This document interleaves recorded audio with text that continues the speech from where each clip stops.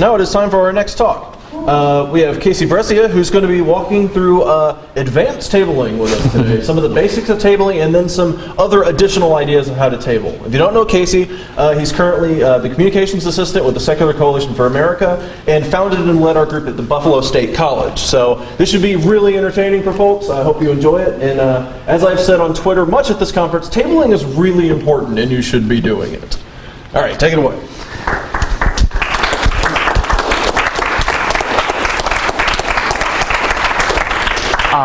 Thank you guys so much, and thank you to SSA for having me back. I spoke last year too.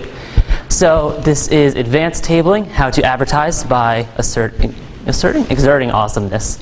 Or the title I actually thought of on the plane, which I also really like. It's called Tabling, Not Sharing. I thought of that while I was like flying here, and I was like, that's such a better title. So I actually want to start off by telling you guys how structuring the talk went, just because I had this whole talk planned for you guys on about the importance of tabling, how you should be doing it like Gordon said, and how it's such a great way to advertise your group. It doesn't get you the reach of something like social media or flyering, but it gives you the opportunity to interact with people in real time and to really express and articulate what your group is about and what your brand is about, because I know some of you are explicitly atheist groups, skeptic groups, humanist groups, and those subtleties matter, and they matter in terms of what you want your group to accomplish, and tabling really gives you an opportunity to have those conversations. So that's what the talk was going to be about. And then I thought to myself, well, you know, they have tabling talks every year at SSA, so you should go and just see like what other people have talked about in the past. I don't want to repeat myself. It's nothing worse than being unoriginal. So I went back to the previous 2 years of talks, and they were pretty much my talk. Almost exactly. It was everything I wanted to say. They were amazed. They were said better than I could say them. And the SSA resources were also everything that I wanted to say. They've put together a really amazing collection of materials for you guys. It's very impressive, and I highly recommend you check them out. That's most of what you need to know about basic tabling, and most of what I was going to say. So I could just like leave now, but instead I restructured my talk with things that Buffalo State Freethinkers did that were very effective, and things that were not mentioned in previous talks. Easy events that we can do, or that your groups can do, that are low cost, but will get you guys a lot of great publicity, press, interaction, and hopefully will help articulate to people who don't know what our movement is and what our movement does, what it's about, and help it connect with them. So I'm going to give you guys 3 examples of events that my group has done in the past, and then actually just start off with covering some general tabling stuff that either the other talks didn't mention or didn't mention as much. Now, we didn't test how this thing works, so I want to see. Are you going to work for me? Oh, I have a laser. Aw, man. Technology. All right, let's try this. Awesome. So this is my group, Buffalo State Freethinkers. It's me. My sense of cool hadn't really matured yet, as you can tell. I wish I could go and talk to myself and know how embarrassing this picture was going to be in the future. But this is our group. This is us tabling. And there's a lot of stuff going right and wrong in this picture. And I can actually use the laser. Oh, that's awesome. So this is all wrong right here. You should never make that hand gesture to a camera, but that's not funny or nearly as cool as I thought it was. But the stuff that's going right, the materials, there are lots of wonderful organizations in our movement who are more than happy to send you materials. I didn't actually realize that until I got my group started, and then I started reaching out to people, and they were more than happy to send us stuff, magazines, pamphlets, lots and lots of stickers. We always had more materials than all the other groups, and it makes you stand out and it makes you look very professional. It's actually part of what got us our recognition. They mentioned at our hearing how put together they were and how many materials that we had, and I think that played a really big part in them accepting us. So having materials is very important, and as I said, there's tons of organizations you can reach out to who are more than happy to send you stuff for free, which is crazy. Having a tablecloth with your logo. We were unfunded at the time, so we couldn't afford a nice like vinyl banner to advertise ourselves. And we weren't Secular Student Alliance branded, so we didn't want to have the SSA one. So we just reached out to an artist friend, and we were like, hey man, if we give you like the materials and $20, would you be happy to make one for us? And he said, absolutely. So we had that, which I always thought was very simple, but very proud of it. Thought it looked really good. So that's the stuff that's going right. We have lots of materials, lots of staff. There's some stuff that's not going right. Now we have the white male demographic covered really well, which is good. That's an important demographic. But you should, within reason and as much as you can, have a diverse table. I think it's important not just for how you represent your group, but also in terms of making your group appear accessible and open, and having people who can speak well to different demographics and different types of people. And that's something that's really important for tabling. And the previous talks have mentioned this, but it's something that I want to stress, that you should have something for everyone. You should have a general pitch for your table, a general pitch for what your group does. You know, we're Buffalo State Freethinkers, we're a student organization. We want to help start a conversation on this campus about the topics that really matter, topics about skepticism and science and politics, separation of church and state. But you should also have a very specific pitch that you can give to different types of people who might come to you. People with education majors, what can you offer them? You can talk about school vouchers and the problem that schools are being basically defunded to fund religious schools. That's something that they will probably care about. I was an education major for a little while, and that was a real conversation we were having. Or science majors, philosophy majors. Have a pitch and learn how to connect what your group does to them. Learn how to engage them and really explain to them what your group has to offer them and where they're coming from. Trying to think of other stuff that's going very badly in this picture.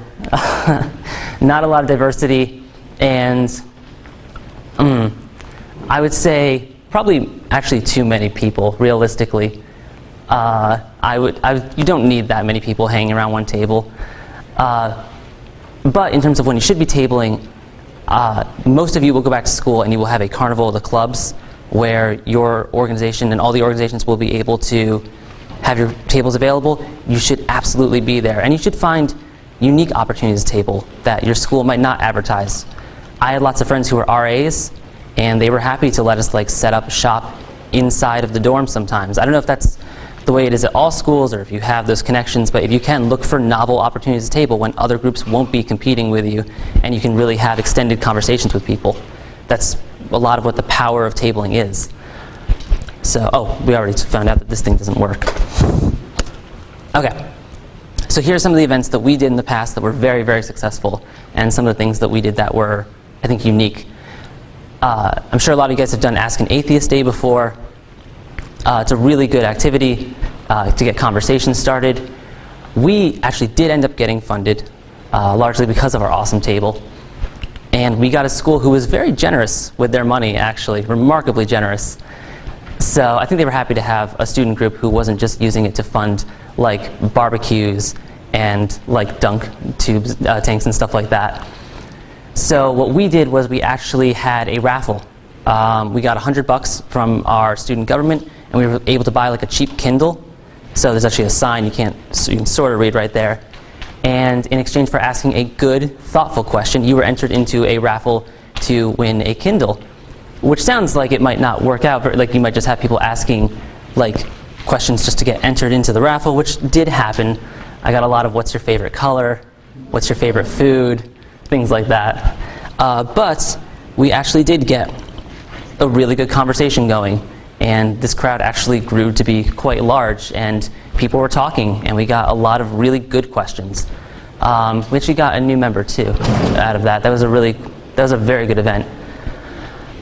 So I would recommend that. Find unique draws and unique ways that you can encourage people to ask, to engage your table, people who might otherwise not. A lot of the Christian groups do this too, if you notice. They always have prizes because they're very well funded. I did it with one group at New Paltz who I was just assisting, and we just gave out candy, cheap candy for a question, and that improved traffic a lot. So learn how to have a draw. Probably don't have a sign that says free candy. That will probably be kind of weird. But, right? We all get why, yeah, that's weird. But have something that gives a unique draw that encourages people who might not want to participate in Ask an Atheist Day or might be reluctant to. And something that just makes you guys look fun and encourages people to come over and talk to you guys. We also did Stone a Heathen Day, which was a ton of fun.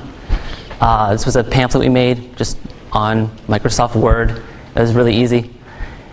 And the way that we did it is that in exchange for saying, I don't believe in, and then we had like a list of old like Greek gods and stuff like that. And I think we actually had like, Jesus on there too. You could throw a water balloon at one of our members. And we did that actually at our carnival of the clubs too, because we had to compete against all these other groups who were very well funded and had lots of really cool stuff. So that was our poll. It was really cheap, the materials, and it got us a lot of attention. It actually got us an article in the student newspaper, and it offended Campus Crusade for Christ so much that they tried to get us thrown off campus. Yeah, that was real. So I had to go and explain to the dean, and he's like, what were you doing? And I was like, we were throwing water balloons. I remember, he's like, why? Yeah, so that was an interesting conversation. He actually ended up thinking it was awesome, and the other gentleman who tried to get us kicked out looked really embarrassed. But yeah, it's a great event. We got a lot of foot traffic, got a lot of really important conversation going. Pro tip, have your member wear a helmet. Because most people were like, oh, this is just fun. They just do like a little toss like that. But there's some people who went up there with the water balloon and they like wound up to bat. Like they were just gonna like just hurl it, and yeah. So bring headgear. But it was a really cool event, and it got a lot of conversation going. Like I said, it got us really good press, and it was one of the more fun events that we did. There's a video of it somewhere online, but and this is my personal favorite talk, or my personal favorite, tabling event. I just realized it's narcissistic to have a picture of myself like that. I'm now uncomfortable with me looking at me. But, right? It's weird, because I'm just like, oh, stop. His eyes are like following me. But this is tarot reading. And have any of you guys ever done anything like this? Or heard of groups doing it? One gentleman.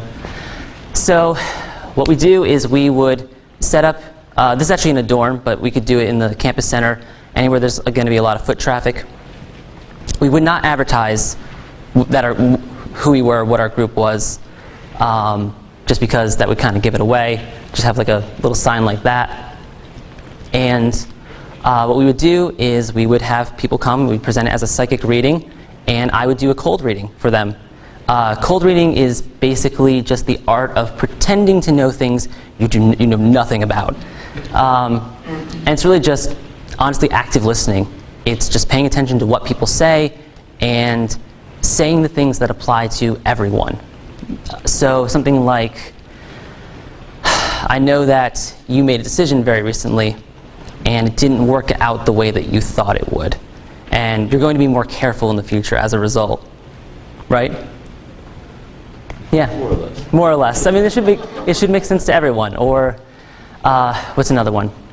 Recently you had this thing happening in your life that you were really stressed about. You were so worried about that thing, and you were just sweating it. You were so nervous, and you were trying to communicate to other people how important it was, but no one understood. Everyone was just saying, "Oh, that happens to everyone. Everyone gets burned like that. Everyone has to deal with that," and you knew that they just didn't, or you thought, I should say, that they didn't understand it. But now that it's over, you realize that actually they were right. It wasn't such a big deal. And those things that you thought were going to make or break you really aren't that important. And that they were right. That it is just something that you can kind of go through. That describes most of my life from 12 to 20, honestly. So just learning things like that, these statements that can apply to everyone. And then to just... the tarot cards are really just a show. It's just a way to misdirect them. If you make a mistake, they're a really nice out because you can just pull another card and be like, this is very interesting. The fact that that didn't apply. Oh, well, this makes sense because in this arcana mixed with this card, it actually means the complete opposite of what I just said. And it works. Like I've had amazing success with it. It was actually the most effective thing that we did to recruit new members. In the background, the girl is reading a debriefing sheet. So what we would do is we would do the reading, and then they would be handed a piece of paper, and the paper would basically say, no magic powers were used to accomplish this tarot reading. We don't believe in tarot cards. This is just cold reading. It would have a very brief explanation of how cold reading works, and then would say, hey, if this is interesting to you, and if you want to learn more about this and this kind of applied skepticism, come check out our group, and it would have our meeting time. The vice president and treasurer of our club, we both recruited out of this. They had no idea what the humanist movement was, and they became two of our best members. Because it's a really fun way to teach applied skepticism to people. And if your group is skeptic branded, or if you're at a more liberal university where separation of church and state issues might not hit home as much, I think this is a really good activity. And I'm just trying to think. Yeah, so just one other thing to say about this. If you have members in your group who have like theater backgrounds or improv comedy backgrounds, that's also really good for this. The gentleman who taught me this did improv comedy, and it's basically just a giant yes and act. So I would highly recommend you guys check this out. I've just found out that the instructions are actually online, and I have a handout here that I can offer you guys too that details how to do it at length. It gives you a lot more than I want to take up time talking about. But those are 3 of the events that I think you guys can do that will really help promote your group. They're very cheap, they're very easy to put on, they're very, very fun, and they're great ways to help have that conversation and help reach out to people and explain to people what your group does in a way that a lot of other methods of promoting yourselves can't do. So, questions? You guys must have questions.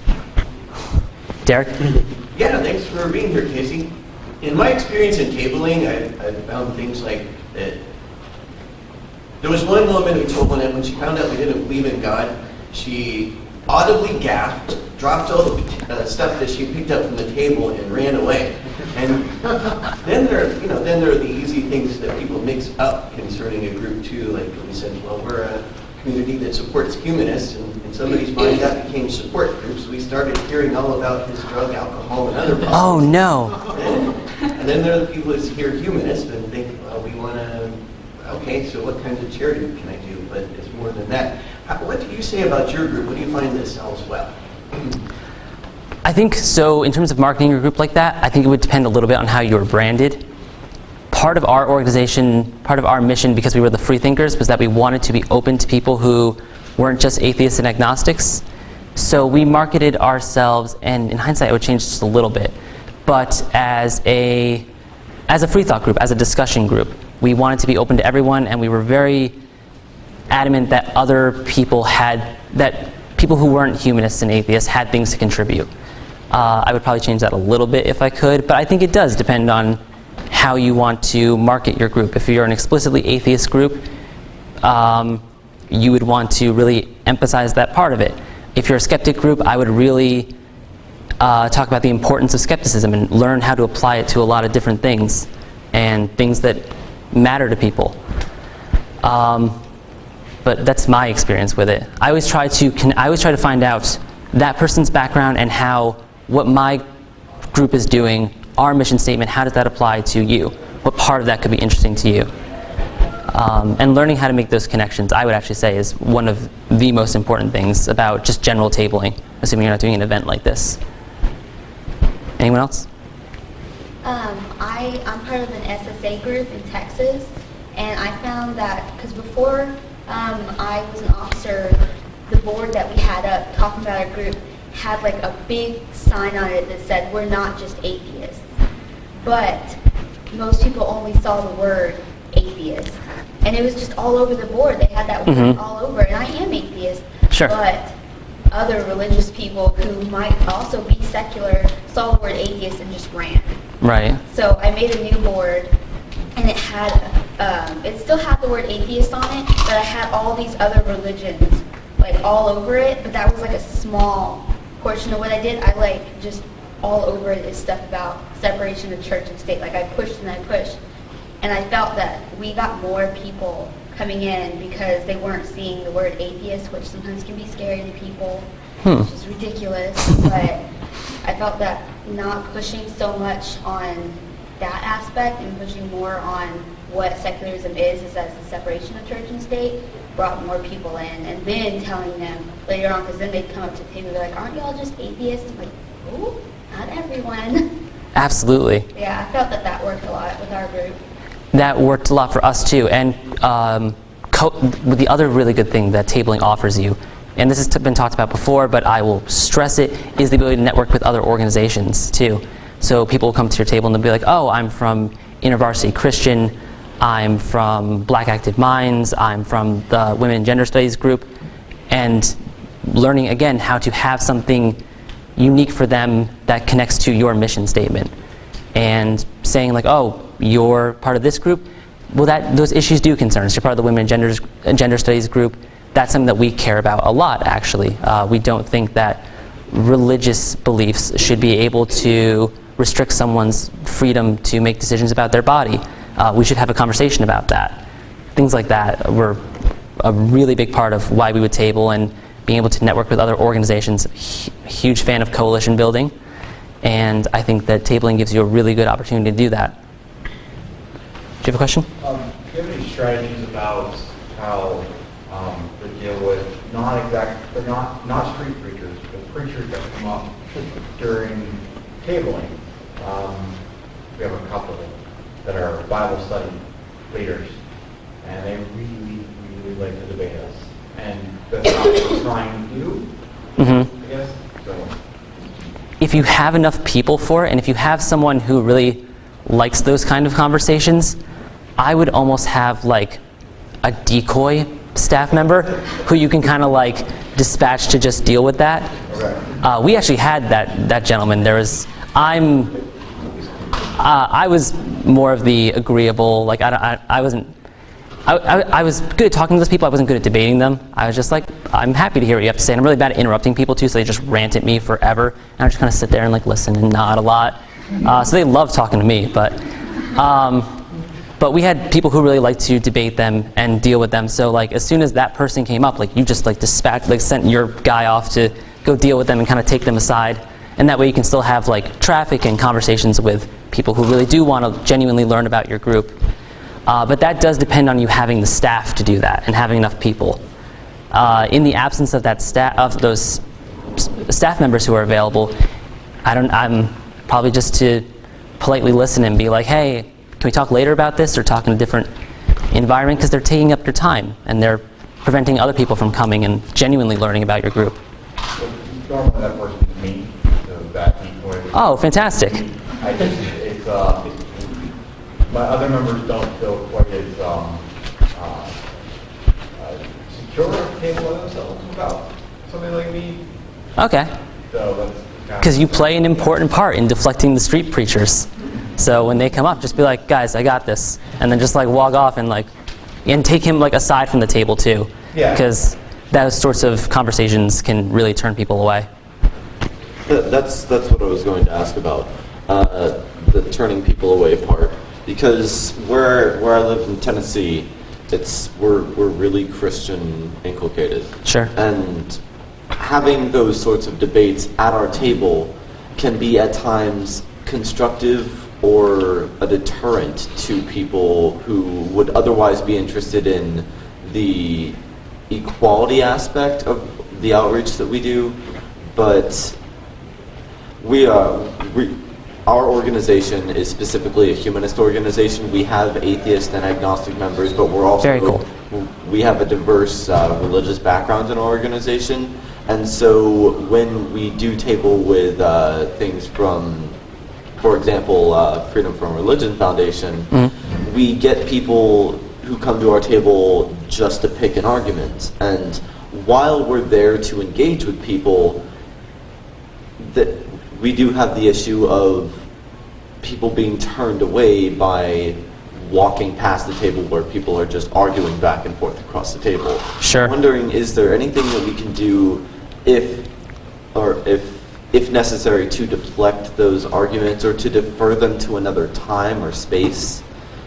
Above and beyond just having a decoy. I mean, it depends. If someone's really committed to yelling, that is a unique challenge that I'm not sure how to deal with. Besides, I mean, I imagine if someone's really being disruptive, hopefully your university staff would be willing to help kind of clear them out of there. But if they just want to really talk with you, I think the decoy member is a great strategy, and making sure that that guy takes them kind of like away from the table. That to me sounds like the worst job, though, to have if I was in a group to be like, but I think some people really do enjoy that, and they want to have those conversations. So yeah, just making sure that they take them away from the table so that you guys can keep working. I'm not sure above and beyond that, unfortunately. That was our strategy, and it worked well for us. But do you have a question? Or I think more of a response? Kind of with that is, you can try to just really emphasize that you do have a diverse membership, and that you don't really, it depends on what your event is or whatever you're promoting there at the moment. But it's just, I don't really care, about your religious affiliation. What I care about is getting things done. Like you mentioned, the quality and issues that you're working towards. Try to get them focused back on that. It's like, we have a diverse group. We have these other members who are different religions, and we're working together to get stuff done. So if that's more your purpose, that can help a lot. Absolutely. And I think we have one more we have time for. It's not really a question, it's another. Oh, sure. It's one thing that I've done is that I kind of got an atheist experience where they go, I'm sorry, I need to move on to the next person. Especially if it's, like, if you have, the way that our tables work, you have one person that kind of, like me, basically, who talks, does the most talking, answer questions. And if you have somebody like that and somebody's taking most of the time up of the whole table's kind of attention, I apologize. We want to pull this off to the side, or we can get together later, or you can email us and then give them a card or whatever you have. That's why I found works pretty well. So. I'm getting cued that we have to abandon the room, unfortunately. But thank you guys so much. And if you want to learn more about the cold reading, I have handouts to give you guys.